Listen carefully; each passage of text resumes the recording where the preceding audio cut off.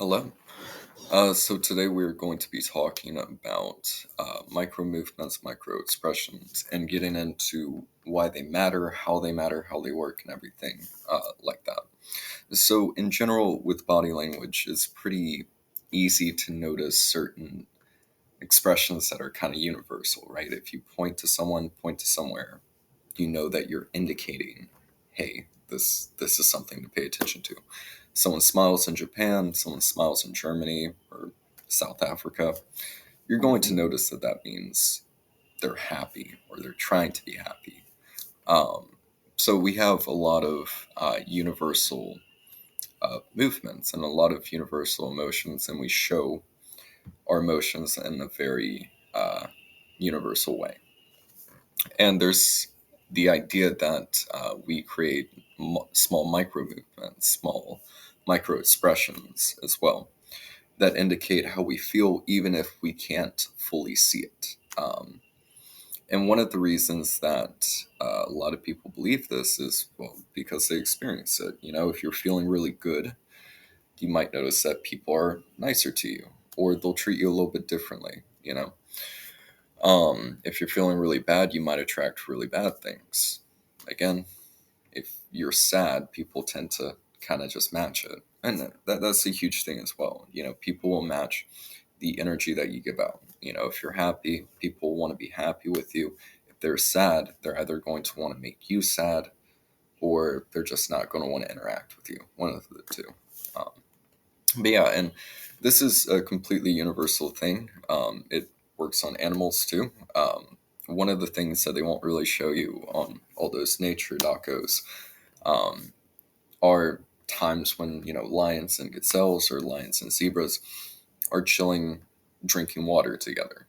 You know, and I'm not saying that there's no, absolutely no possibility of an interaction or a tiger or a lion eating one. But the zebras and gazelles know when it's dangerous and when it's not. Otherwise, well, why would they be there? Why like if you if how do I put it? If you knew that you could just walk away for a few hours, the lions would leave. Wouldn't you do it? It's a very simple statement. It's a very simple thought, and they don't.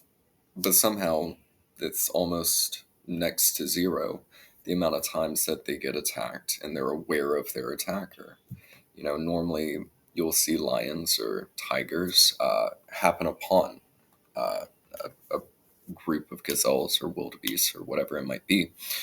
It's not necessarily that they see each other first and they're fully aware of each other, you know, um, at least successful hunting and everything. So all animals kind of get the gist of, okay, well, this is danger, this is not danger.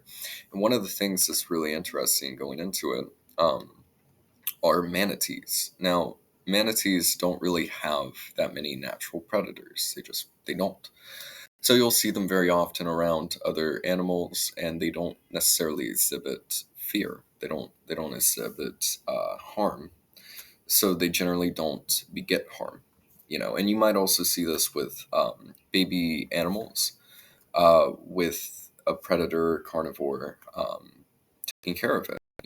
Maybe the carnivore just attacked its parent, and it tries to imprint on the carnivore, the predator, and you'll notice the predator will take care of it. It's insane. So this really does revert into how humans work. If you stand by a certain mentality, if you stand by a certain ideal, people will tend to match up with it.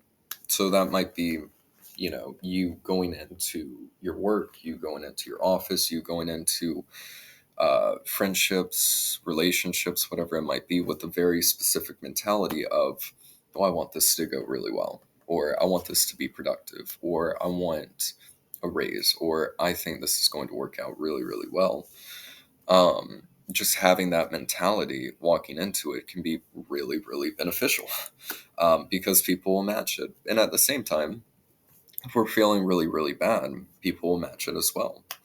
And it's, this isn't telepathy, or this isn't, mind reading. No, it just falls down onto, micro movements, tonality, the way that we speak.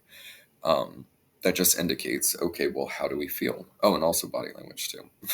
But okay, well, how do we feel? How do you feel today, and how are you expressing yourself today? And if you express yourself well or with confidence, it tends to work really well. And this also goes into the fake it till you make it mentality and everything. So yeah, it definitely helps. It helps a lot. And one of the things that you can do to kind of get into different mentalities really, really, really quickly is to have a particular memory that you have on standby, right, for each emotion. It sounds weird, right, but it works. So I mean, that's kind of why you do it.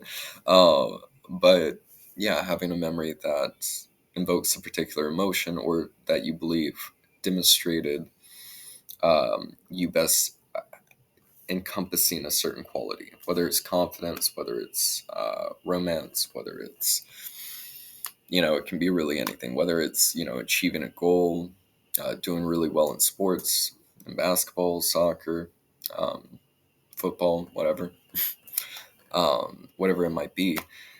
Remembering that event, try to go through all of it, try to envelop yourself in that memory, and remember that you're that same person who accomplished that goal, and walking into a certain situation.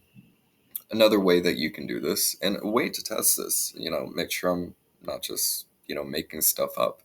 In the next conversation that you're in, think really, really, really good thoughts about the other person. Like, wow, this person seems really put together. They seem really, really nice. I really enjoy their smile. I really enjoy their company. Wow, they just did so many great things. And you'll notice them smile more. You'll notice them be nicer to you.